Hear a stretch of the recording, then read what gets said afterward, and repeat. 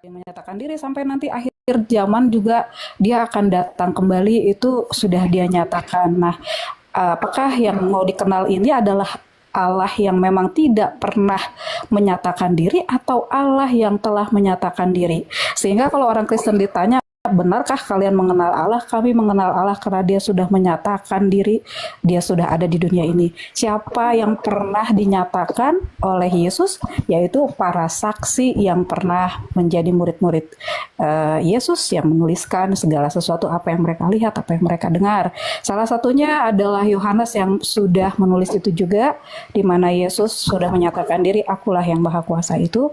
Dan Yohanes pun menyatakan bahwa dia yang menciptakan manusia itu sudah datang, tetapi manusia ciptaannya tidak mengenal dia. Itulah yang terjadi sekarang. Ada orang yang melihat Yesus hanya sosok manusianya, tetapi secara kepribadiannya, siapakah dia sebenarnya, banyak yang nggak tahu gitu. Kalau kami sudah kenal dia siapa gitu. Baik. Itu kan masih masuk dalam ranah eksistensi tuh. Nah, kita kalau mau bahas Tuhan, itu benar kata Bung Blender tuh, ada banyak tuh, cuman hanya satu. Oke. Maka kita harus bukan definisikan ya, nanti itu mengkerdilkan. Artinya memahami dulu nih, mengenal Tuhan itu sebagai ontologis tuh, hakikat dasar tuh seperti apa tuh. Dia sebagai legitimasi itu Tuhan apa tuh. Harus disepakati bahwasannya dia Maha Esa tuh, setuju nggak? Jelas. Pas kan? Oke. Dari Putri tuh, yang Putri ketahui tuh, Maha Esa tuh seperti apa? Dia hanya satu-satunya, dia Tuhan yang senang manusia itu mendapatkan keselamatan. Dia satu-satunya Tuhan juga yang menyatakan dirinya bahwa dia adalah kebenaran itu dan dia adalah yang memberikan hidup kekal itu. Hanya dia satu-satunya. Ilah mana yang pernah menyatakan sama seperti yang kita nggak dinyatakan bahas ilah, Yesus? kita nggak bahas ilah, Putri. Kita bahas Tuhan dulu nih, Tuhan itu. Oke Gesang, tadi kan kita berkata bahwa ilah-ilah ini banyak. Ya, berdasarkan apa yang diketahui teman-teman Ilah itu, Greek bahasa berdasarkan Arab tuh. agama-agama gitu kan. Nah, artinya hanya ada satu Allah yang benar. Nah, bagaimana kita bisa mengenal satu Allah ini kalau Baik. kebanyakan kita itu berpendapat bahwa Allah yang sudah menyatakan diri ini bisa dikenali oleh manusia? Bagaimana caranya? Oke. Kalau dia Gini, tidak pernah udah menyatakan stop. diri gitu. Ya, saya paham itu, ranah eksis tuh kan. Oke, saya paham. Nah, begini ya, Putri itu sudah sepakat itu bahwasannya Tuhan itu Maha Esa tuh kan. Esa tuh artinya dia itu yang tertinggi tuh, sebagai puncaknya tuh. Nah, sekarang gini Putri, buka mic-nya tuh coba. Kenapa? Oke, Putri, sore ini juga nih ke tengah-tengah kerumunan ya yang ramai. Tapi dengan catatan Putri tidak memakai busana sama sekali. Terus buang kotoran besar di tengah-tengah kerumunan. Terus kotoran Putri ambil dan Putri makan di hadapan orang ramai itu. Bisa nggak lakukan itu? Maksudnya apa? Oke, saya persingkat nih. Putri ke tengah-tengah keramaian tanpa busana, terus berak gitu, terus tainya tuh dimakan sama Putri sendiri. Bisa nggak lakuin ya? Enggak, maksud Gersang tuh apa gitu? Biar kita paham maksud kamu tuh. Iya, yang saya orang tanya. melakukan seperti itu maksudnya apa? Gitu. Iya, Putri bisa ngelakuin itu atau enggak sebenarnya itu? Bisa ngelakuin itu atau enggak? Nah, Bisa, tapi apa? iya gini, bisa dilakukan, tapi nggak akan mungkin mau melakukan kan? Ya tujuannya apa? Ya, iya, tujuannya membuktikan bahwasanya Putri bisa nggak ngelakuin itu. Enggak, aku enggak ngerti. Rocky, kau mendengungkan akal budi di sini. Kau framing apa negatif? Neklop yuk dia dulu. Gimana kayak Rocky? Kau memframing ke akal budi yang dungu. Gimana kamu? Izin. Laban Piring pecah. Piring pecah. Hancur piring, bantu gelas. Piring udah hancur udah. Ayo, hancurkan semua yang ada di situ. Begini Putri, Dek. Begini maksudnya si Gersang. Gini loh, mungkinkah saya pribadi ketika tampil di depan publik, bertelanjang atau tidak, saya berak, saya makan teh saya sendiri, bisa saja, tapi pantas atau tidak gitu loh. Tidak Nah, gitu. itu atau begini, saya menghadiri rapat yang dihadiri oleh orang-orang penting, saya pakai baju bikini, pantas nggak?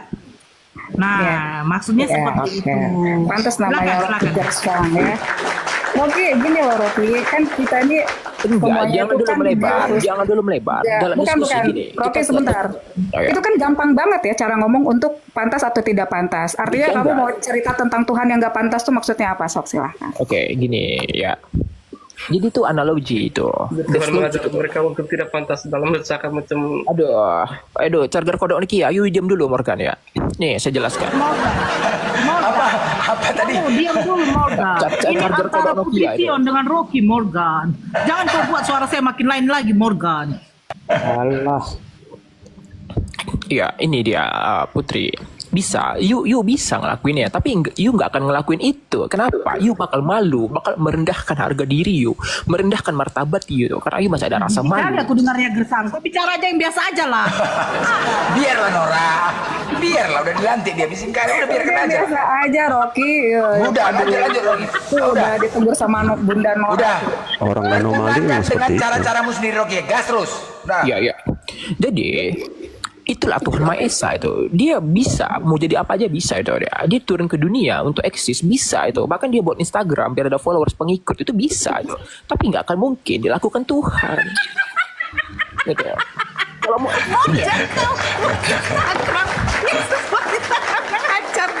Facebook pula tuh. enggak. Karena gini kan. Lanjut. Iya, karena kan penekanannya Tuhan turun ke dunia untuk eksis, dikenal. Iya, tapi masalahnya dia turun di masa itu.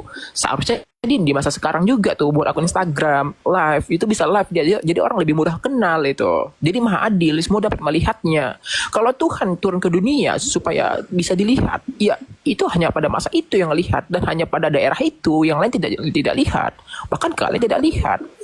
Justru fungsi Tuhan itu tidak terlihat. Itulah namanya iman, mempercayai itu, transendental. Kalau Tuhan kelihatan nggak perlu iman karena udah ada, ngapain aku harus percaya itu. Justru Tuhan itu menunjukkan dirinya dari ciptaannya itu. Dari ciptaannya lah kita berpikir bahwasannya ada sebab, ada akibat karena ada sebab tuh, kausalitas itu. Bahwasannya nggak mungkin ini ada dunia kalau tidak ada Tuhan itu. Jadi tidak perlu dia menunjukkan dirinya, menghinakan dirinya itu. Oke, kalau begitu ketidakmahakuasaan Tuhan yang Rocky Gerung maksud, dia tidak bisa menyatakan dirinya? Maksudnya gimana tuh substansinya tuh? Tadi Rocky kan Rocky Gersang, Gerung bilang Putri. tidak. Rocky Gersang, bukan Gerung. Gersang. Rocky Gerung Gersang gini, bahwa aku menyatakan manusia dari judul kita ya, balik lagi nih, kenal Tuhan. Bagaimana kamu Sion mengenal Tuhan? Saya mengenal Tuhan karena dia sudah menyatakan dirinya. Nah, sekarang Rocky Gersang menyatakan tadi ya, dari apa yang Rocky Gersang maksud gitu, menyangkal daripada yang Putri Sion. Artinya kok itu sesuatu yang tidak mungkin sebetulnya untuk Tuhan menyatakan dirinya ke dalam dunia ini. Apakah itu yang Rocky Gersang maksud? Allah yang benar itu.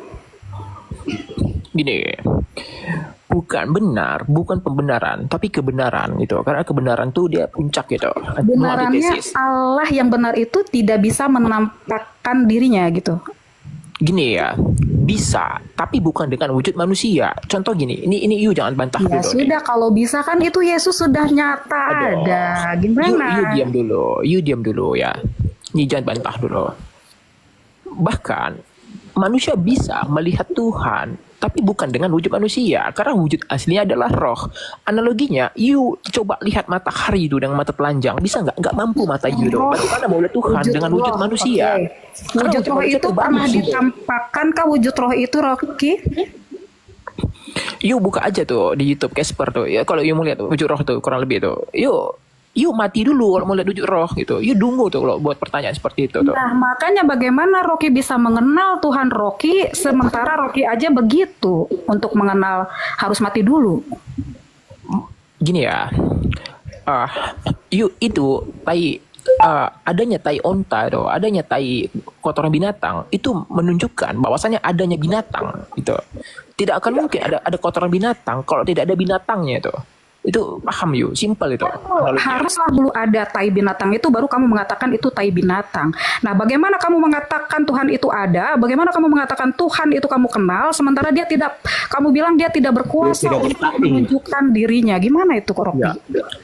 Pertama, Ini di 8 tahun lalu tuh saat saya meneliti sebuah biologi itu, yaitu sperma ya. Fungsi sperma dari lelaki itu hanya untuk membuahi, itu nggak ada fungsi lain, hanya untuk membuahi ovum. Jadi ini you dengar ya, tidak pernah sejarahnya blender ketika keluar spermanya terus masuk lagi ke dalamnya itu, nggak pernah. Ketika keluar sudah keluar. Bahkan tidak pernah sejarahnya sperma laki-laki ketika masuk ke tempat wanita itu keluar lagi menginformasikan apa yang ada di dalam wanita itu, nggak ada tuh. Tapi kalau you paham, di wanita itu ada namanya racun asam, itu ada di gerbang dari wanita dan di racun asam itu ada ribuan itu apa namanya itu, kalau ada ribuan virus itu mati tuh sekejap tuh dia racun asamnya tuh. Ini logiknya nih ya. You diam dulu Putri. Itu sperma kalau tanpa persiapan itu hilang, itu kena racun asam dari wanita. Tapi rata-rata laki-laki tuh ketika mengeluarkan sperma itu 500 juta tuh dalam waktu sekian detik itu. Kalau tidak ada persiapan itu lenyap itu sperma lelaki itu dalam waktu 2 detik. Enggak. Yuk tanyakan buktinya itu kan apa nah? Iya. Oke, izin sebentar teman-teman, izin. Ini ada Roma Irama lagi bergabung, ada Rocky Gersang, Raffi Ahmad mana? Bang Roma, aduh, udah nyanyi dulu Bang Roma. Pusing. Raffi Ahmad mana? Assalamualaikum warahmatullahi wabarakatuh. Waalaikumsalam. Tinggal Raffi Ahmad mana? Raffi Ahmad ini coba panggil. Subhanallah. Ini anggota parlemen ini ada semua di sini nih. Subhanallah. Ada Bung Rocky. Sungguh terlalu. Jadi saya di sini ingin menyampaikan, sebetulnya di kekristenan itu tidak akan jatuh dia kepada Pancasila. Kenapa saya bilang begitu? Karena di dalam Pancasila itu adalah ketuhanan yang Maha Esa, bukan ketuhanan yang Maha Tiga. Sebentar lagi di Bang Roma nyanyi aja lah. Oke. Saya dengar saja. Saya nyimak saja. Subhanallah. Terlalu. Ya, udah. Jadi aku ingin membahas ya. Tadi teringat Rocky mengatakan sperma. Aku teringat di Kejadian 38 ayat 7 sampai dengan 10. Ini terbacaku nih ya. Ya. Tetapi Onan tahu bahwa bukan ia yang punya keturunannya nanti. Sebab itu setiap kali ia menghampiri istri kakaknya itu, ia membiarkan maninya terbuang. Ia membiarkan maninya terbuang. Ini maksudnya apa coba? Coba buka Kejadian 38. Supaya jangan memberi keturunan kepada kakaknya. Berarti bolehkah di Kristen itu harus tembak luar marah gitu loh. Ingat ya. Ia menghampiri istrinya kakaknya, ia membiarkan maninya terbuang. Ketika membiarkan maninya terbuang berarti dikocokin apa cuman ini sekarang? Coba Kejadian 38 nanti sampai dengan 10. Aku penasaran aku. Aduh, udah kemana-mana. Udah selesai nih berarti bahasannya blender mengenal Tuhan. Enggak, tadi masalah mani sperma Rocky tadi teringat. Harus Itu mah. Teringat Nanti Rocky. jadi muter-muter nggak ada kesimpulan nih kayak Rocky Gersang nanti. Aduh Majang, aku teringat Rocky tadi. Nggak paham substansi. Kan Maksudnya gini, Rocky, kamu tuh kalau ngomong putar-putar kesimpulannya kagak ada. Gini. Enggak. Ini simpel lagi nih, ada logiknya tuh. Jadi, sperma itu punya namanya penawar racun. Ini mah ngomongin sperma, udah nggak ada ini. Enggak. Yuk minta bukti Tuhan kan. Coba izin teman-teman. Izin dulu. Semua izin dulu, semua di mute dulu semua. Saya mau kasih kesempatan kawan saya objektif untuk sedikit menjelaskan soal bagaimana cara Islam mengenal Tuhan. Bang objektif monitor, bisa dijelaskan kepada jemaat-jemaat kita ini? Assalamualaikum warahmatullahi wabarakatuh. Waalaikumsalam warahmatullahi wabarakatuh. Silakan Paduka Rasid yang jelaskan. Objektif dulu, silakan. Lanjut objektif, lanjut Bang. Ya, kalau saya yang jelaskan, si Putri ini dengan bahasa yang sederhana dari Rocky Gersang pun tidak dipahami. Apalagi kalau saya yang jelaskan. Sederhana. Udah, aku aja sederhana aja. Makanya kita mau tengok mereka on cam dulu Udah. Gitu gimana ya sederhana banget. Udah, bahasa sederhana aja, Putri Sion. Blender, siapa nama Tuhanmu? Allah. Udah, dari mana kau tahu? Dari mana kau mengenal nama Tuhanmu? Dari Nabi Muhammad melalui Al-Quran. Emang ada tertulis di Al-Quran? Ada. Di mana? di surat Toha ayat 14, sungguh aku ini Allah. Oh, jelas ya. Allahmu di mana? Dia ada. Loh, terus bagaimana kau bisa tahu Allahmu ada? Kau lihat aja ciptaannya. Kau lihat aja. Terus bisa nggak kau rasakan? Ya bisa. Mungkin. Tunggu dulu lah, diamlah kau, bising kali. Ini simple. Bisa kau rasakan? Bisa. Kau atur aja coba napas kau sekarang gini blender. Coba kau hentikan napas kau setengah jam. Coba bisa nggak? Loh, mana mungkin aku bisa ngatur napasku? Nah itulah, napas itu bisa kau lihat nggak blender? Nggak bisa kulihat. Akal bisa kau lihat? Nggak bisa. Tapi bisa kau rasakan? Bisa. Nah, udah cukup sampai di situ aja. Udah paham dong? Nah, sekarang tinggal Tuhan umat Kristen. Sekarang aku tanya, Putri, nama Tuhanmu siapa Putri? Yesus. Di mana tertulis? Ada di Alkitab. Di mana? Yesus mengatakan, akulah jalan, akulah kebenaran dan kalau ditanya betulkah dia Allahmu? Iya, dia mengatakan dia adalah jalan. Benarkah dia Tuhan? Benar, dia mengatakan dia adalah kebenaran. Apakah dia memberikan kehidupan? Benar, dia memberikan hidup. Oh, bentar.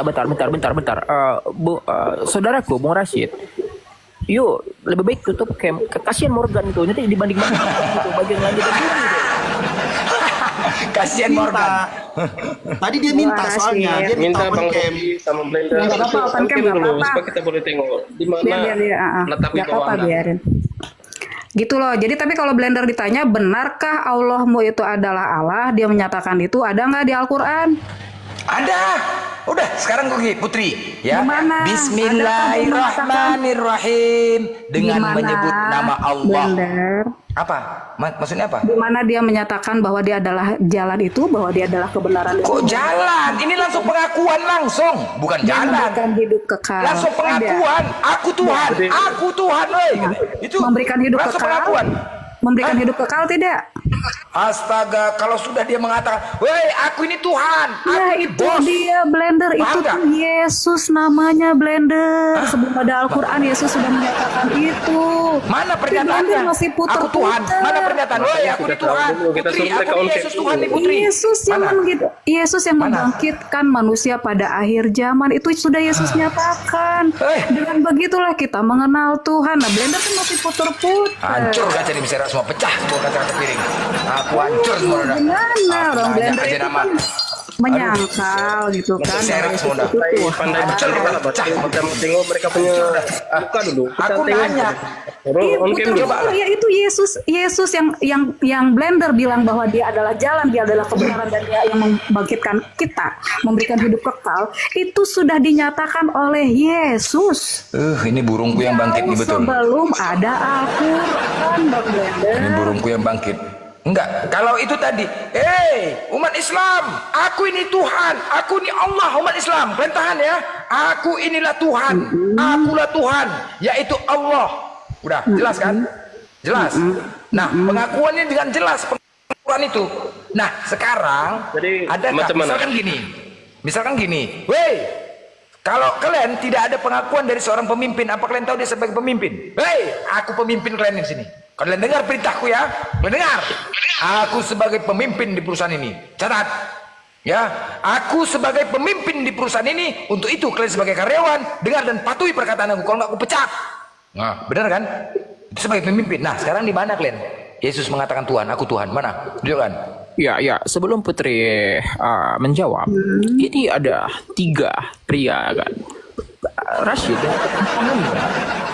Edi Badai dengan keilahiannya tuh, dan si baling-baling kapal tongkang ini Morgan ini dengan Jangan gitu dong, Rocky. Jangan gitu dong, Rocky. Nggak boleh ya. Baling-baling kapal tongkang.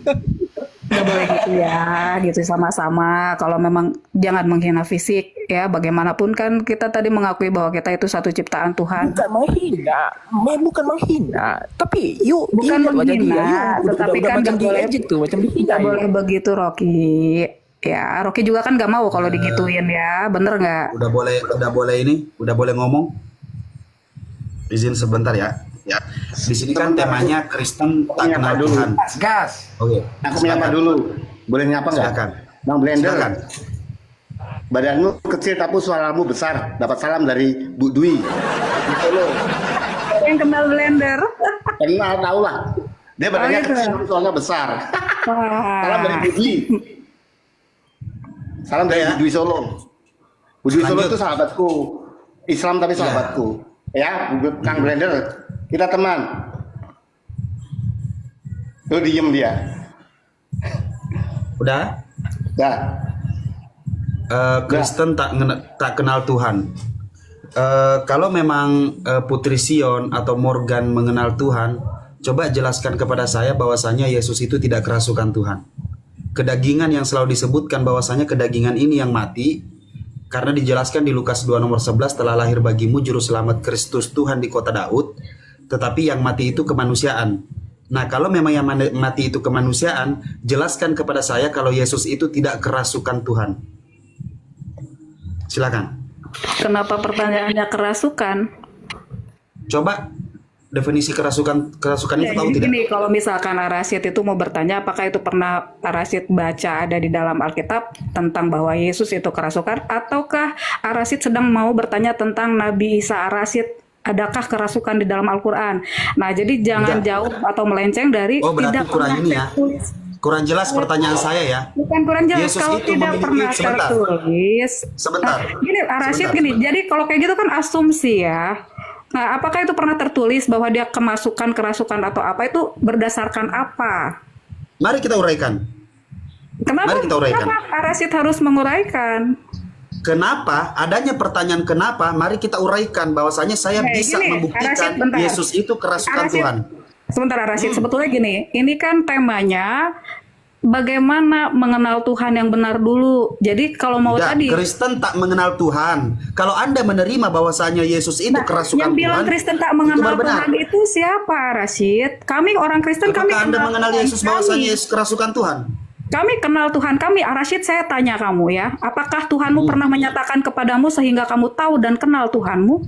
Innani anallaha la ilaha illa ana. Kapan dia menyatakan dirinya kepada Rashid? Pada saat saya sebutkan itu di dalam Al-Quranul Karim. Nah, padahal Yesus sudah nyata-nyata datang, dia menyatakan akulah jalan kebenaran dan hidup. Aku akan membangkitkan. Di mana dia mengatakan bahwasanya aku adalah Tuhan? Di dalam Alkitab, Rashid. Oke. Semua yang dianggap. Sudah 3 kali Anda mengulang, aku adalah jalan kebenaran dan hidup. Berkali-kali akan Putri Sion ulang. Sekarang Rashid, di mana? Enggak, gini Rashid, sebenarnya gini.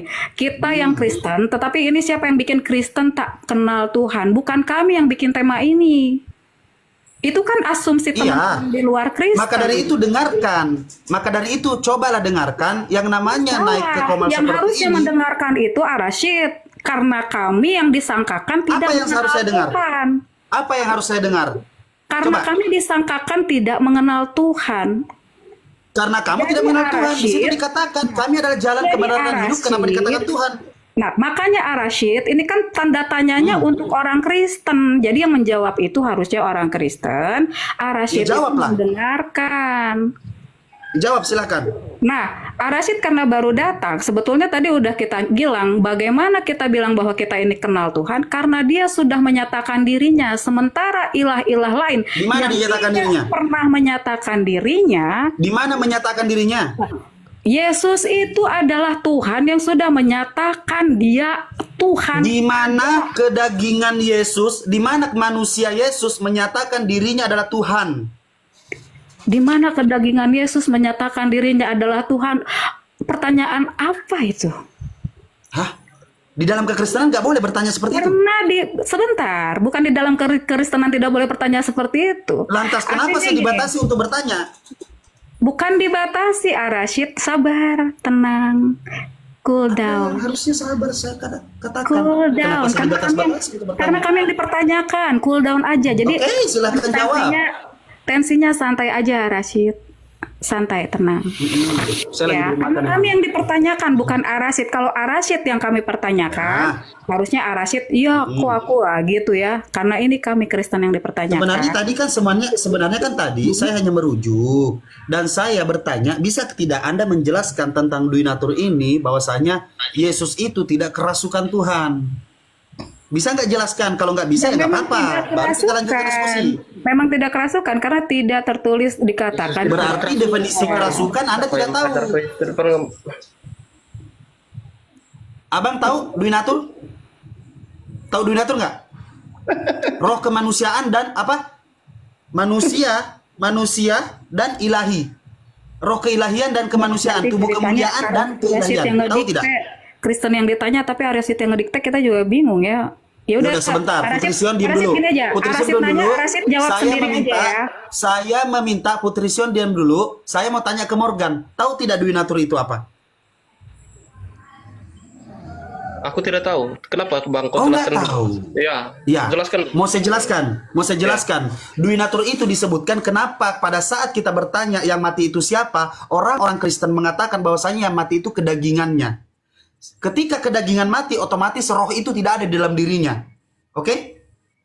Ketika kedagingan mati, otomatis tidak ada roh ke dalam dirinya. Roma 14 nomor 9, sebab untuk itulah Kristus telah mati, lalu bangkit kembali supaya ia menjadi Tuhan, baik untuk orang-orang mati maupun untuk orang-orang hidup. Oke? Yang membangkitkan siapa? Bukan dirinya sendiri. Karena dirinya sendiri ini adalah kedagingan. Yang menghidupkan, yang membangkitkan dia adalah roh keilahian yang masuk di dalam dirinya sendiri. Kerasukan, definisi kerasukan adalah perubahan keadaan kesadaran yang tidak biasa yang konon disebabkan oleh pengendalian tubuh oleh roh. Yesus setelah ia berbicara kepada murid-muridnya maka terangkatlah ia ke sorga dan duduk di sebelah kanan Allah Bapa. Itu adalah sesuatu yang dilakukan di luar dari akal manusia pada umumnya. Karena dikendalikan oleh roh. Nah, pengendalian roh inilah yang membuat Yesus bisa terangkat ke sorga dan duduk di sebelah kanan Allah Bapa. Maka dari itu saya sebutkan Yesus itu kerasukan Tuhan. Kerasukan definisinya adalah boleh disebabkan dengan keikhlasan kalau mau dirasuki atau juga kerugian bagi manusia tinggal dipilih. Penjelasan kerasukan itu banyak, Bung. Makanya belajar. Kerasukan itu ada definisinya. Nah, kita baca di dalam kitabmu. Kitabmu apa? Telah lahir bagimu juru selamat Kristus Tuhan di kota Daud. Yang mati siapa? Pasti kalian mengatakan yang mati kedagingannya. Tuhannya kemana? Ada katanya. Di mana? Omnipresent. Ada di mana-mana. Nggak masalah. Dan saya pun bisa memikirkan itu. Ada di mana-mana. Tapi intinya kedagingan. Ingat, Bung, yang kami tanyakan ini adalah kemanusiaan. Bukan ilahi. Bukan Elohim. Dan bukan Allah Bapa. Yang kami tanyakan adalah manusianya yang dituhankan. Kenapa kita mempertanyakan itu? Karena sebinatang-binatangnya binatang, tidak ada yang mentuhankan binatang. Semonyet-monyetnya monyet, tidak ada yang mentuhankan monyet. Tapi 2000 tahun yang lalu, ada manusia yang mentuhankan manusia dan menyebut manusia ini adalah Tuhan. Itu yang kami pertanyakan. Kalau Elohim di Kejadian 1 ayat 1 menciptakan sesuatu dengan firman, jelas karena kami udah paham. Innama amruhu isya aroda say'an ayyakula lahu kun fayakun. Makanya Allah Bapa menciptakan segala sesuatu dengan firman, perkataan. Simple, Bung. Makanya saya katakan Tuhanmu katakan kalau Yesus itu Tuhan. So, iya. apalagi? Oke, itu Tuhan kan tadi. Kami betul percaya Yesus itu Tuhan. Ya, yang ada di dalam Yesus itu Allah itu tadi Arasid benar. Belajar dari mana kamu? Apa, Nora? Kenapa? Ada yang menanggapi? Silakan. Kok pakai listip ya?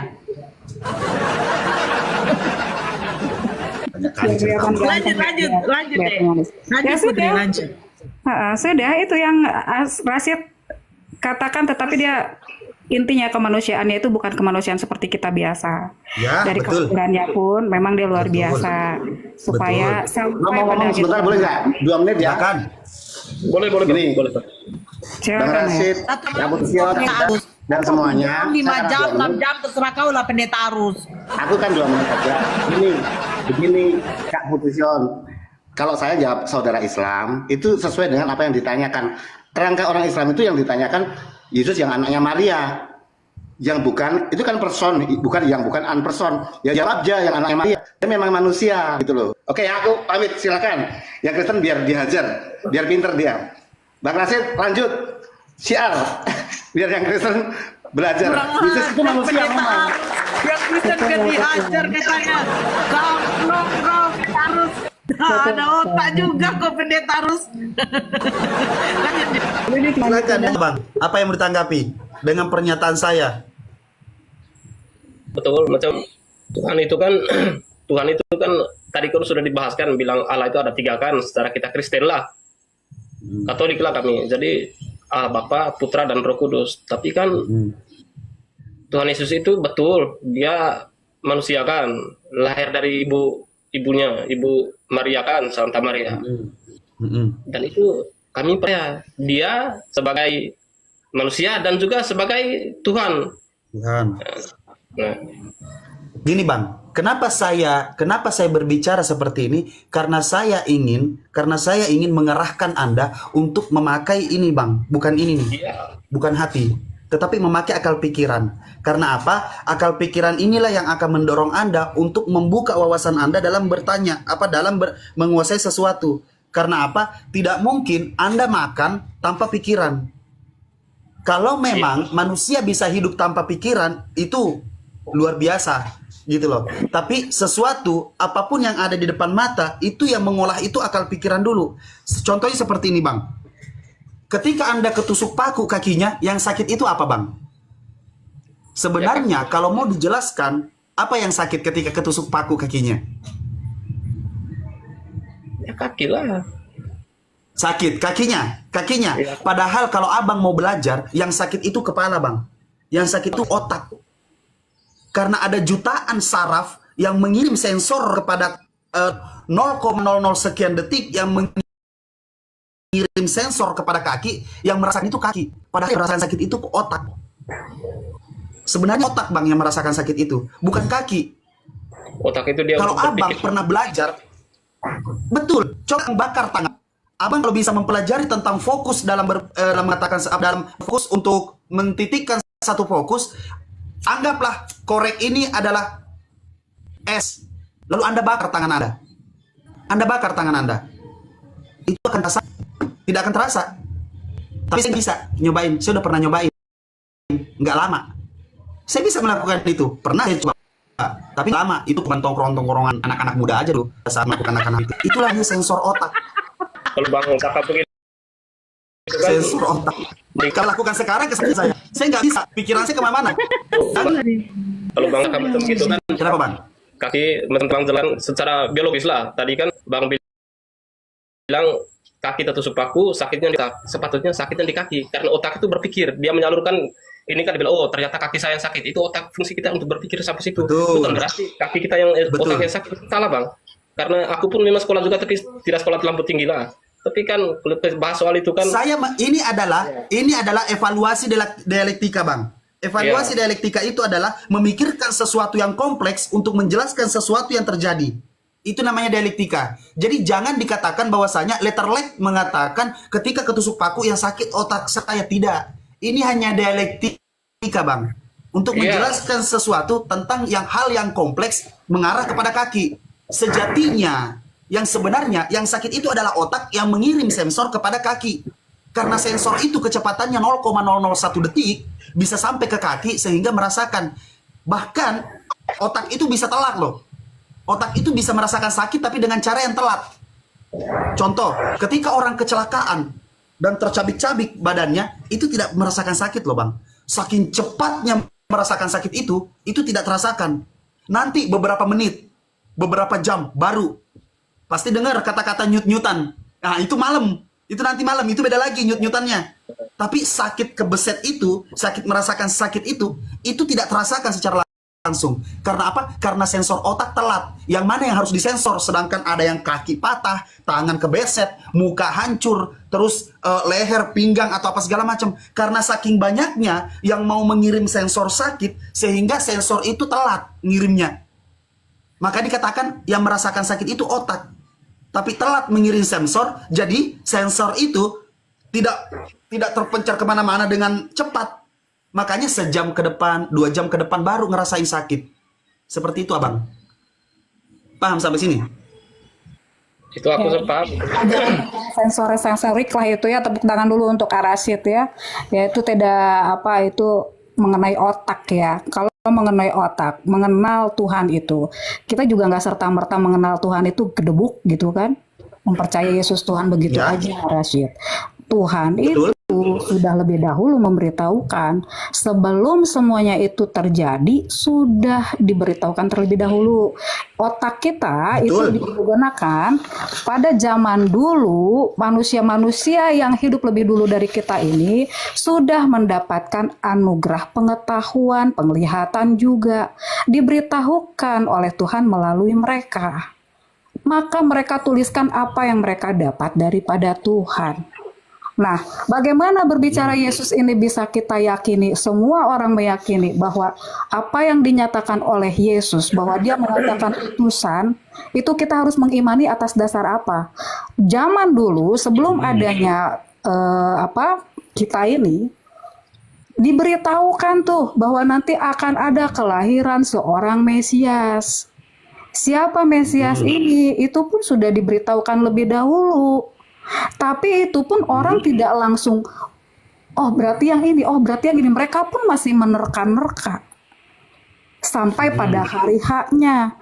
Nah, pada saat itu terjadi, ini pun ada saksi-saksi yang melihat siapa si Mesias ini, benarkah dia yang disebut Yesus ini. Makanya ada dua pendapat, Mesias itu sudah datang, yaitu dia yang bernama Yesus. Ada juga yang berkata bukan dia, gitu. Nah, tetapi para saksi itu juga melalui apa yang mereka lihat melalui sensorik mata, apa yang mereka dengar melalui sensorik telinga, apa yang mereka raba, apa yang mereka perhatikan, semuanya itu, baik segala mukjizat yang dilakukan oleh Yesus, itu dituliskan semuanya oleh mereka. Sampai kenaikannya dia tidak ada lagi di dunia ini terangkat, mereka lihat itu pun dituliskan.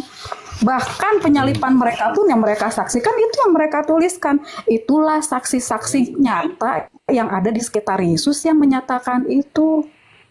Oke. Bahkan makanya tadi dari awal juga sudah pernah disampaikan sebentar bahwa Yohanes ini murid Allah yang paling terakhir juga yang hidup itu, bahkan dia mendapatkan yang namanya Yesus mengatakan langsung, akulah yang maha kuasa. Gitu. Nah, bagaimana kita bisa tahu itu? Ya, karena mereka yang sudah melihat itu, itulah saksi-saksi itu, mereka lah yang memperkenalkan itu kepada kita. Siapa yang melihat Yesus duduk di sebelah kanan Allah Bapa? Dia yang menyatakan. Kalau bilang melihat, siapa yang melihat? Dia yang menyatakan, ya. Dan itu memang dituliskan. Setelah ia berbicara kepada muridnya, maka terangkatlah ia ke sorga dan duduk di sebelah kanan Allah Bapa. Markus 16 ayat 19 adalah ayat sisipan, sedangkan Markus itu cuma sampai 9. 10, 11, 12, 13, 14 dan seterusnya itu dari mana?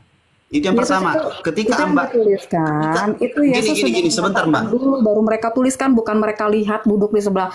Gitu loh Arasid, ya ampun. Di mana Yesus mengatakan, dia mengatakan dirinya bahwasanya Yesus. Arasid, kalau mau yang kayak gitu, nanti kan kita nggak loncat-loncat dulu nih. Kita kan ngomongnya bagaimana mengenal Tuhan dulu. Kalau nanti kamu mau duduk di sebelah kanan Allah Bapa, itu pun Yesus sudah menyatakan itu, murid-murid mendengar, mereka mencatat. Gitu kan, bukan melihat. Tetapi apa yang dilihat oleh Yohanes juga nanti itu kita bahasannya itu beda lagi. Jadi harus memang kalau mau bahasannya itu kita bahas yang itu gitu. Gitu. Jadi kalau loncat-loncat, kalau kayak gini, yang ini kan secara garis besarnya before and after. Kenapa kita bisa tahu mengenal Yesus itu adalah Tuhan?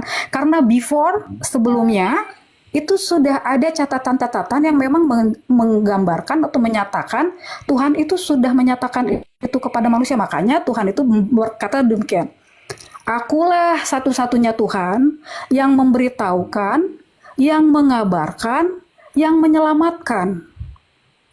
Akulah satu-satunya Tuhan. Nah, artinya apa? Sebelum ini ada segala sesuatu di mana ayat itu, Mbak? Sampai kiamat, ada di Yesaya 43 ayat 10 sampai 13. Nanti pelajari sama Arasid bahwa sebelum segala sesuatunya ini terjadi sampai akan kiamat itu, yang bisa menyatakan itu hanyalah Tuhan. Tidak akan pernah ada satu orang manusia pun menceritakan apa yang terjadi dari semula sampai pada akhir zaman nanti. Akulah satu-satunya Tuhan yang memberitahukan itu. Nah, makanya kenapa ada yang disebut dengan, oh nanti akan ada yang namanya penyelamatan. apa itu keselamatan itu akan ada seorang Mesias. Aku nggak tahu gimana ceritanya, tapi itu dikenal dengan kata Mesias, sebutan Mesias. Itu adalah sesuatu yang dijanjikan oleh Tuhan. Artinya pada saat orang-orang Yahudi zaman dulu yang kita nggak pernah ketemu sama mereka, mereka itu mengetahui kabar-kabar itu. Kabar-kabar itu bukan serta-merta mereka bikin kabar sendiri juga, tetapi mereka dapat dari mana? Dari orang-orang pilihan Tuhan. Oke. Udah? Oke, silakan. Bisi panjang. Penjelasannya menarik. Penjelasannya menarik. Yesus Tuhan menciptakan langit dan bumi beserta isinya. Dan dia turun menyatakan dirinya bahwasanya dirinya adalah Tuhan. Betul? Betul. Seperti itu? Betul. Berdasarkan tadi yang dikatakan, aku yang memberitahukan, aku yang menyelamatkan, yang masuk aku yang menyebarkan. Betul. Ya, yang masuk di akal saya, Tuhan menciptakan manusia untuk melahirkan Tuhan. Betul? Otomatis langsung tidak diterima kan? Sebentar, Rashid. Dijelaskan lagi. Gini, Rashid. Jelaskan. Dalam penjelasan Mbak Putri, Bang Morgan, dalam penjelasan Mbak Putri, disitulah saya berpikir bahwasanya Tuhan menciptakan manusia untuk melahirkan Tuhan. Jazid, itu Tuhan Morgan. Sebentar, Morgan. Rashid gini. Kamu perhatikan yang tadi 3 itu yang aku bilang. Akulah yang memberitahukan. Akulah yang menyelamatkan, akulah yang mengabarkan. Semua itu dia lakukan. Ya, tiada yang mustahil bagi dia. Contohnya tadi Rashid bilang bahwa dia menjadikan manusia dan membuat sesuatu terjadi, adanya kelahiran seorang Tuhan dari seorang manusia. Itu memang sudah dikabarkannya seperti itu, Rashid. Jadi masuk akal kan? Tuhan menciptakan manusia untuk melahirkan Tuhan, masuk akal di akal Anda. Untuk sesuatu ini yang edukasi, Mbak. Untuk sesuatu ingat, ini edukasi, diskusi kita ini edukasi. Enggak apa-apa. Untuk sesuatu yang dia janjikan itu, bahwa dia sudah berjanji, dia adalah Tuhan, dia berjanji akan melakukan hal itu yang terjadi. Hanya butuh konfirmasi saya. Tuhan menciptakan manusia untuk melahirkan Tuhan, betul atau tidak? Juru selamat. Melahirkan juru selamat itu supaya nyata. Betul atau tidak, Mbak Putri? Simple. Betul atau tidak? Tuhan menciptakan manusia untuk melahirkan Tuhan. Betul, Rashid, untuk juru selamat. Karena Tuhan itu satu-satunya juru selamat. Akulah Tuhan, satu-satunya juru selamat. Artinya, kalau memang ada yang kurang paham, nanti belajar memahami lagi bahwa dia datang memang. Nggak apa-apa, saya sudah paham, Mbak. Dalam cara Mbak berdiskusi dan menjelaskan kepada saya sangat paham. Jadi ketika Mbak mengatakan setuju dan betullah yang Anda katakan. Tuhan menciptakan manusia untuk melahirkan Tuhan, seorang manusia juga yang merawat Tuhan, membesarkan Tuhan, mendidik Tuhan, dan betul. Itulah yang terjadi. Seperti apa yang ini adalah edukasi di mana Tuhan itu dibatasi dalam segala aspek. Karena apa? Pertama, Tuhan Maha Suci, Maha Goib, Maha Tinggi, Maha Perkasa, Maha Besar, Maha segalanya. Nah, tidak mungkin kemahasucian Tuhan hanya untuk menunjukkan kemahabesarannya, dia menggugurkan kemahasuciannya.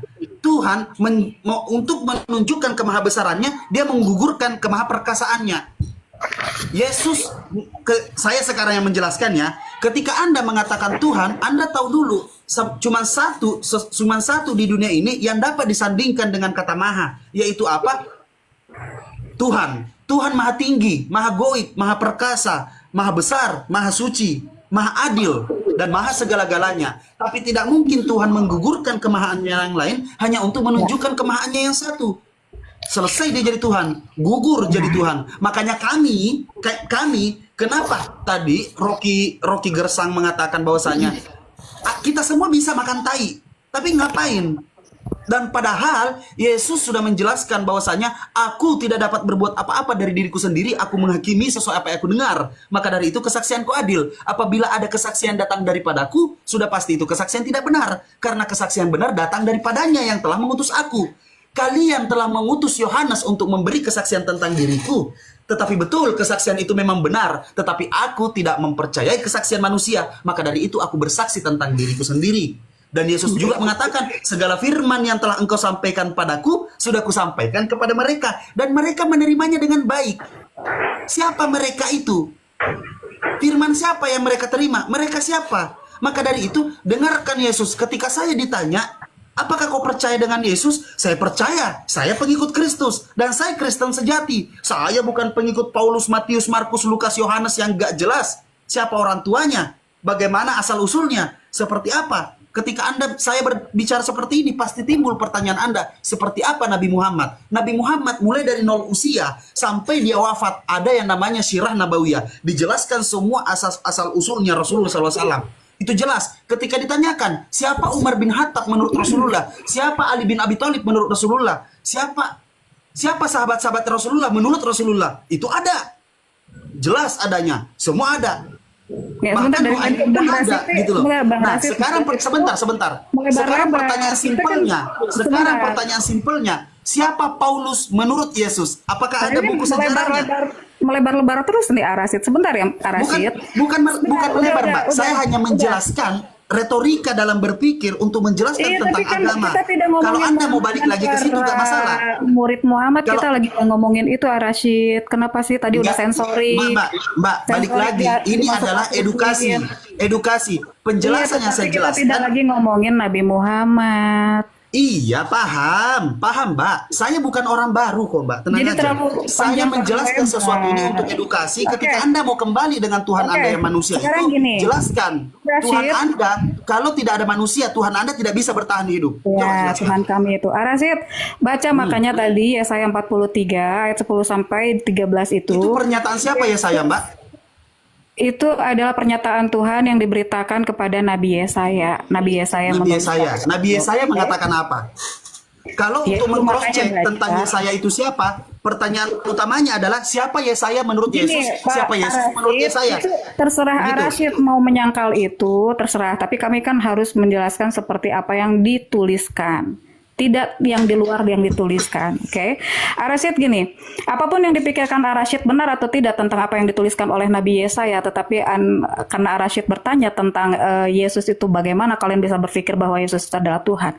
Nah, mungkin akan menyangkal manusia, tidak mungkin Tuhan datang ke dunia menjadi manusia repot-repot seperti yang macam itulah ya. Sepertinya gampanglah untuk Tuhan, tetapi memang Tuhan ini melakukan sesuatu itu harus memang kita pahami kenapa harus melalui kelahiran seorang manusia. Nah, ngapain juga dia datang repot-repot dan itu baru kita harus percaya sebagai penyelamat. Dengar itu di Yesaya 43 ayat 10 sampai 13 itu adalah kuncinya. Akulah satu-satunya Tuhan juru selamat. Tidak ada ilah lain yang seperti aku. Akulah yang memberitakan, akulah yang menyelamatkan, garis bawahi menyelamatkan. Artinya dia yang melakukan itu. Ya. Saya percaya ayat itu. Saya percaya ayat itu. Nah, kalau dia Coba tidak dijelaskan lagi itu langsung. Coba diulang lagi. Sebentar dulu. Kalau dia tidak melakukan itu langsung, gugurlah kata satu-satunya dia adalah juru selamat. Siapa juru selamat itu? Yang melakukan itu. Yang melakukan itu siapa? Manusia. Ya, yang melakukan itu siapa? Yang sudah datang ke dunia ini, dia yang namanya Yesus. Mbak, Yesaya. Kita fokus kepada Yesaya yang Mbak pengen sekali jelaskan. Yesaya itu kan bercerita tentang apa yang difirmankan Tuhan kepada Yesaya tentang masa depan yang akan terjadi mengenai bagaimana bunyinya dosa. Apa bunyinya apa? Bagaimana bunyinya ayat itu Yesaya itu? Yesaya itu kan banyak ayatnya Arasyid. Yang tadi Mbak sebutkan aja. Berapa? Bunyinya, akulah satu-satunya juru selamat. Tidak ada ilah lain selain aku. Akulah. Kenapa dia tidak mengatakan tidak ada Yesus selain Yesus? Kenapa ilah lain? Siapa itu ilah?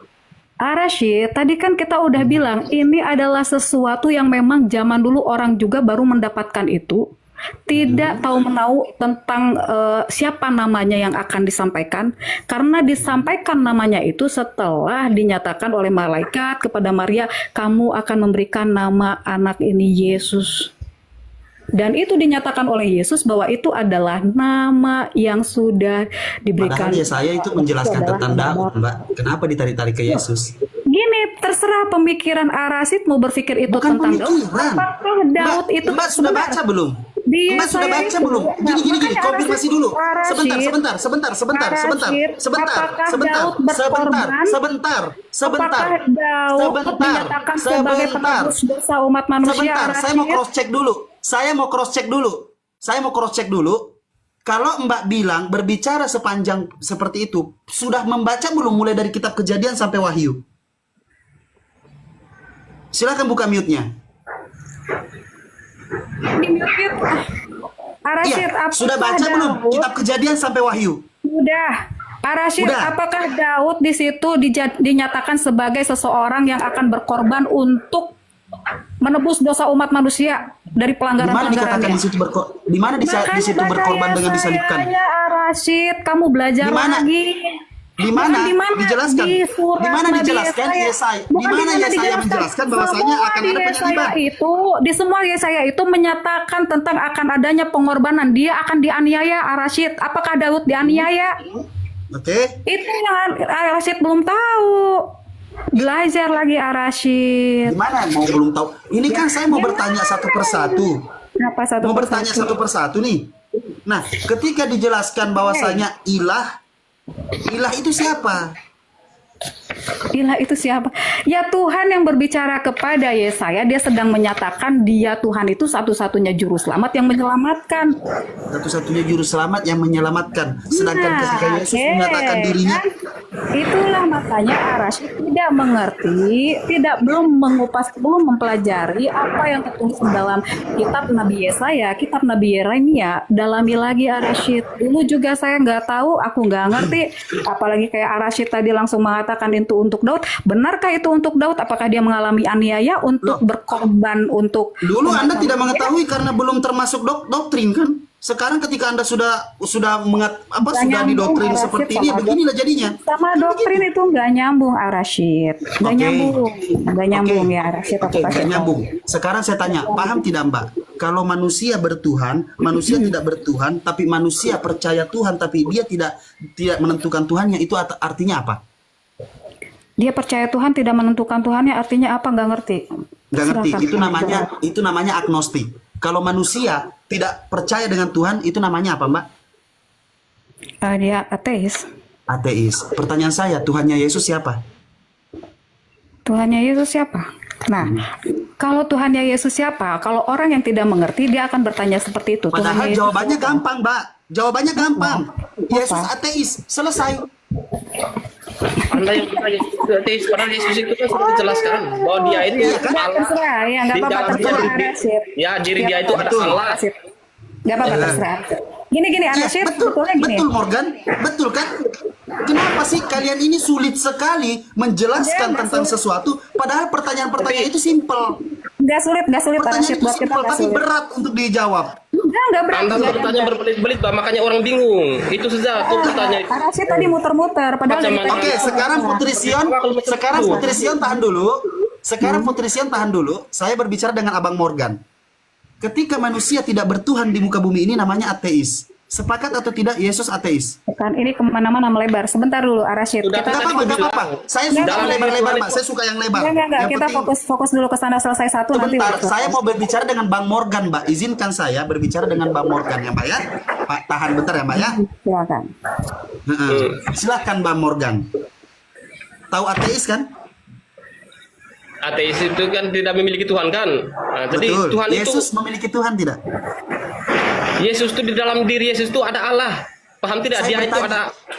Betul. Anda bertanya ini kan, Anda bertanya berarti Tuhan itu ateis begitu? Tidak. Di dalam diri Tuhan itu ada manusia. Manusia Yesus. Ingat, Yesus manusia, saudara. Iya, tapi tidak berateis seperti yang Anda Arasid tidak. mau, Di gitu. dalam diri Tuhan itu ada manusia, ada juga Allah. Di dalam dirinya ada Allah.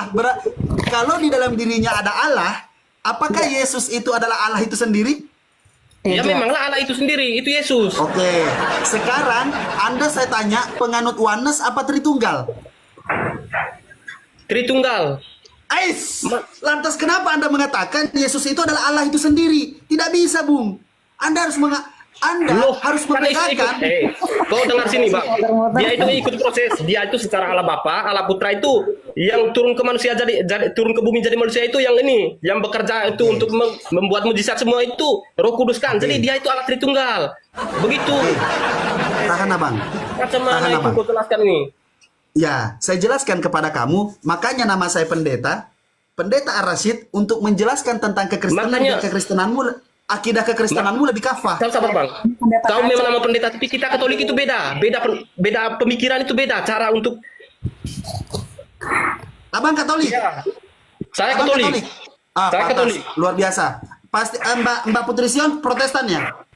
Iya.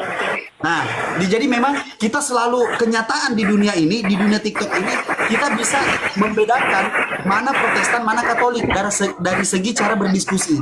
Kalau Katolik itu lebih soft, tidak emosian, dan selalu ingin yang namanya gonta-ganti dalam berbicara. Begini saudaraku Morgan, saya kasih tahu ya, ketika Anda menjelaskan tentang Tritunggal, jangan pernah mengatakan bahwasanya Allah Bapa itu yang menjelma menjadi manusia. Yaitu Allah itu sendiri, itu tidak boleh. Kalau Anda menjelaskan itu, gugur ketritunggalan Anda. Tetapi Anda harus mengatakan bahwasanya seperti Yohanes 1 ayat 1 dikatakan, en arke en hologos ke hologos en prostonteon kai theos en hologos. Tahu artinya? Pada mulanya adalah firman. Firman berasal dari Allah dan firman adalah Allah. Itu terjemahannya betul. Tetapi terjemahannya yang ada di dalam LAI, pada mulanya adalah firman. Firman bersama-sama dengan Allah dan firman adalah Allah. Yohanes 1:14 dijelaskan firman itu telah menjadi manusia dan hidup di antara kita. Apakah di situ disebut kata Yesus? Tidak. Segala firman yang telah engkau sampaikan padaku, sudah kusampaikan kepada mereka. Tetapi di dalam Tritunggalan, sang firman yang telah menjadi manusia. Walaupun di Yohanes 1:14 itu dikatakan, firman itu telah menjadi manusia dan hidup di antara kita. Firman yang hidup jadi manusia itu siapa? Ternyata kalau dibaca sepanjang itu tidak ada dikatakan firman itu telah menjadi manusia adalah Yesus. Hanya disambungkan di Lukas 2 nomor 11. Telah lahir bagimu juru selamat yaitu Kristus Tuhan di kota Daud. Ya kan? Oke, kami terima. Yesus adalah Tuhan di kota Daud. Pertanyaannya adalah yang mati itu siapa? Ketika Anda mengatakan kedagingan, maka dari situ Anda masih bertahan menjadi seorang Tritunggal. Tapi ketika Anda mengatakan yang mati itu adalah Allah, yang menjelma menjadi manusia itu adalah Allah, dan Yesus itu adalah Allah itu sendiri, itu Anda menjadi oneness, yaitu Yesus only. Begitu abangku. Jadi harus dibedakan. Jangan blunder dalam menjelaskan Tritunggal dengan seperti apa penjelasan-penjelasan yang Anda barusan jelaskan. Hati-hati dalam berkristen. Buset deh. Bahasa apa itu? Hati-hati dalam berkristen. Morgan, Ar-Rasyid ini dikit lagi. Cuman memang dia belum terlalu banyak. Rahasia kerajaan Allah. Ar-Rasyid, aku mau tahu ya. Ar-Rasyid sebetulnya ada ini. Banyak tahu nih kalau Ar-Rasyid. Oke. Tentang Injil. Ini adalah menuliskan penggenapan dari perjanjian lama. Berbicara tentang apa sih itu Ar-Rasyid? Ya. Injil itu berbicara apa? Penggenapan dari perjanjian lama itu sedang menggenapi perjanjian apa? Menggenapi perjanjian lama, begitu. Injil yang mana dulu? Apakah perkataan Yesus? Kalau perkataan Yesus, ya. Ya, itu sedang. Perkataan Yesus. Oke. Berarti pertanyaan ya. Injil adalah penggenapan dari perjanjian lama. Perjanjian apa itu? Perjanjian apa? Perjanjian manusia ke manusia, perjanjian manusia ke Tuhan. Begitu. Ar-Rasyid. Oke. Pertanyaannya itu ditulis dulu sama Ar-Rasyid. Coba Ar-Rasyid cari tahu supaya Ar-Rasyid nanti kalau misalkan kita ngobrol lagi bisa lebih paham. Kalau Ar-Rasyid pengetahuannya udah bagus ya menurut aku. Oke. Tinggal itu catat aja. Saya oke. Anda memberikan saya PR, saya juga memberikan Anda PR. Saya bertanya kepada Anda, pasti Anda memahami bahwasanya Tuhan itu maha besar. Pertanyaan saya, lebih besar mana Tuhan Anda daripada surganya? Karena Yesus ada di dalam kerajaan surga. Oke? Oke, silahkan. Siap. Nanti kita ketemu lagi Ar-Rasyid itu ya. Siap. Follow-followan kita, follow-followan. Oke. Ya. Oke, silakan lanjut, Bang Morgan. Jadi macam tadi itu kan pemikiran kita itu berbeda. Secara macam tulisan kitab semua itu kan beda. Pemikiran kita beda. Katolik dan Kristen itu beda. Betul. Jadi aku selalu tekankan bahwa kami itu selalu menerjemahkan itu untuk kami jalani hari-hari itu secara pribadi.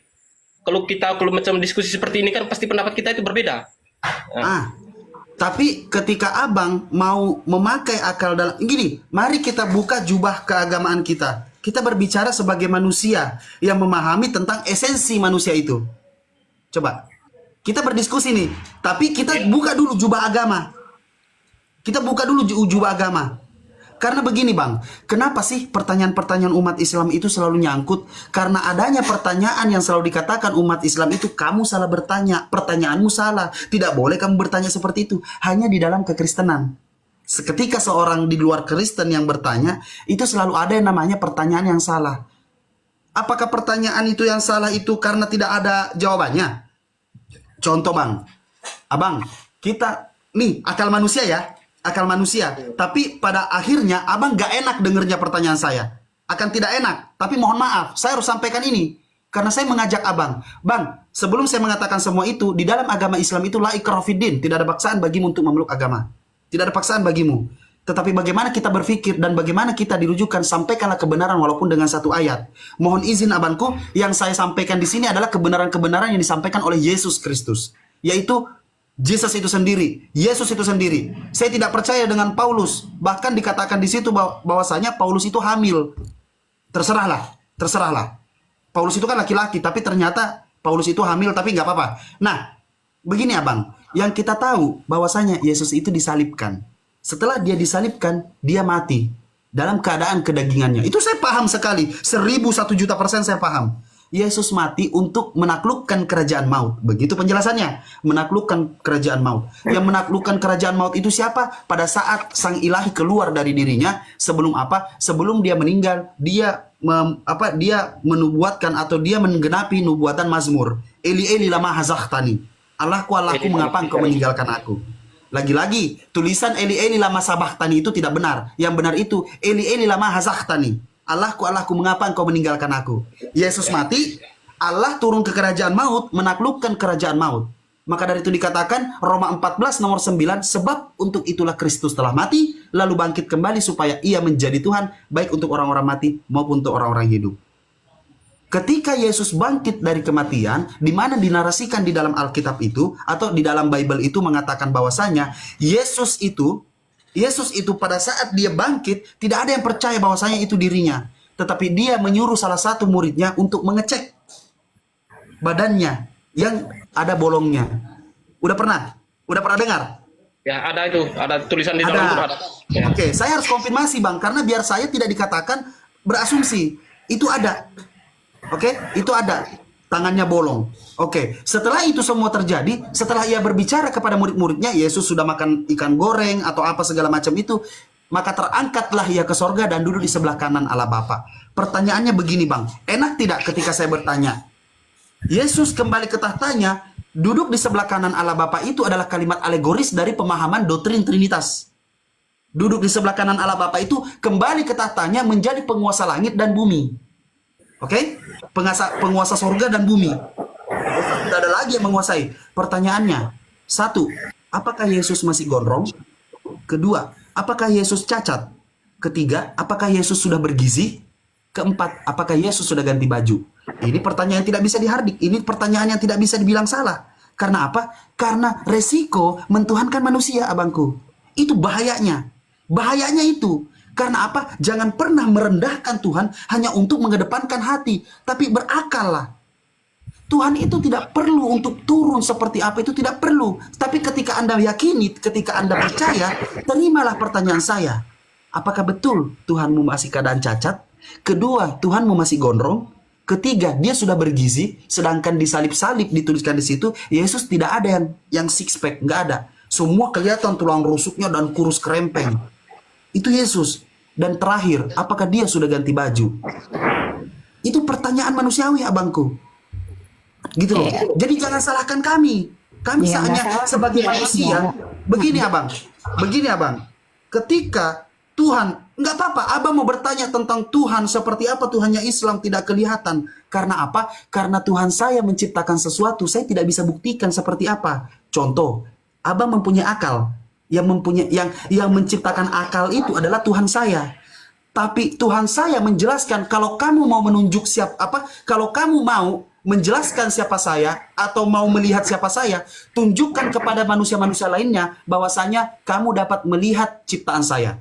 Ciptaan Allah Subhanahu wa taala itu apa? Udara, akal, sakit, kentut. Apakah itu semua berwujud? Tidak, abangku. Sedangkan ciptaannya aja kita tidak bisa mewujudkan, apalagi untuk menunjukkan seperti apa Tuhan itu. Karena apa? Kenapa Tuhan tidak pernah menunjukkan wujudnya? Karena untuk mempertahankan maha adilnya.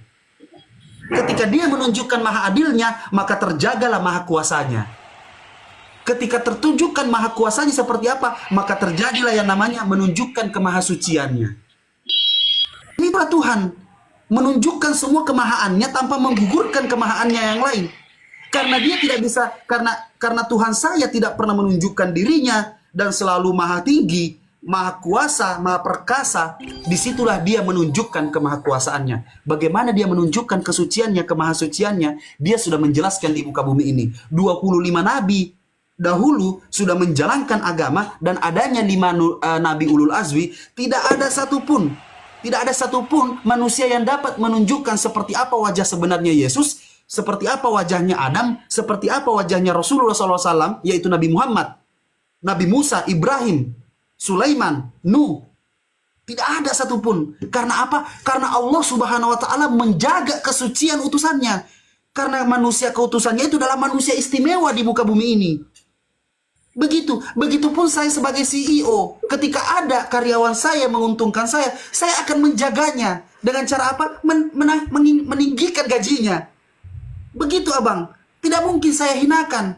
Ketika saya sebagai CEO, saya menghinakan karyawan saya yang sudah menguntungkan perusahaan saya. Begitupun Allah Subhanahu wa taala. Seperti itu dalam berpikir, bang. Kita tidak usah menyerang seperti apa Tuhan itu, bagaimana bentuknya. Kemahaadilan Tuhan tidak menunjukkan dirinya. Tidak ada yang bisa membuktikan bahwasanya Tuhan ini laki-laki atau perempuan. Tuhan ini ganteng apa tidak. Kasihan yang jelek-jelek, bang. Kasihan yang pendek, kasihan yang tinggi, kasihan yang gendut, kasihan yang kurus. Disitulah kemahaadilan Tuhan.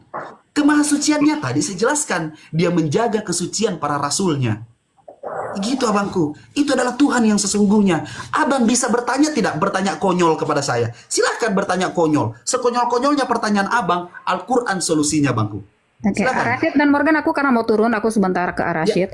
Ya, sebetulnya pertanyaan Rashid yang tadi itu berbahaya buat orang Kristen. Buat Kristen itu tentu sangat tidak berbahaya. Yang berbahaya itu adalah kalau kita tidak mengetahui apa yang dikabarkan oleh Tuhan, apa yang dilakukan dalam penyelamatan itu, dan apa yang diberitahukan sebelumnya. Makanya tadi aku bilang, Rashid sangat berbahaya pada saat Rashid tidak tahu ada di dalam Alkitab, tahu, tetapi Rashid tidak tahu Injil itu adalah penggenapan dari apa yang di perjanjian lama itu yang sangat berbahaya sebetulnya. Tapi masalah Yesus masih gondrong kah, Yesus berlubang kah, Yesus apakah, itu tidak masalah ya, itu tidak menjadi masalah buat kami. Tapi itu adalah pertanyaan yang tadi Rashid bilang di akhir, bahkan muncul pertanyaan-pertanyaan konyol, ya sudah gitu kan, itu untuk pertanyaan saja, tetapi bukan untuk sesuatu yang sangat penting untuk diketahui oleh manusia, karena Allah datang untuk memberitahukan sesuatu yang sangat penting yang tadi Rashid ya. Jadi penggenapan ini adalah penggenapan dari perjanjian lama, apa yang dikenapinya itu yang penting gitu, karena itu yang akan menyelamatkan kita, itu yang paling penting. Oke, petulang Fendi turunin dong. Thank you ya Morgan, Rashid, semuanya. Tulang. Jadi, bang, macam gini, sebelum abang lanjut, saya kasih waktu abang Morgan untuk menjelaskan apa yang abang tanggap daripada bahasa saya. Begitulah ketika berbicara memakai iman. Oke, begini bang, iman itu seperti ini bang. Kalau abang nggak paham, iman itu, abang udah punya istri, izin maaf, abang udah punya istri atau pacar? Aku baru tamat sekolah, bujang.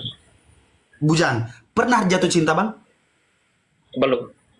Belum pernah jatuh cinta sama sekali? Belum. Belum pernah. Pernah abang menyukai seorang wanita? Belum lagi. Abang normal nggak bang? Bye-bye lah bang. Aku normal. Cuma aku tahu cara.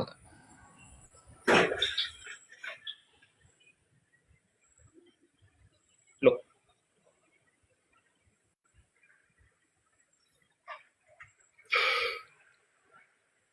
Ya dilapor, si Rasid dilapor. Kena ban akunnya. Aduh, langsung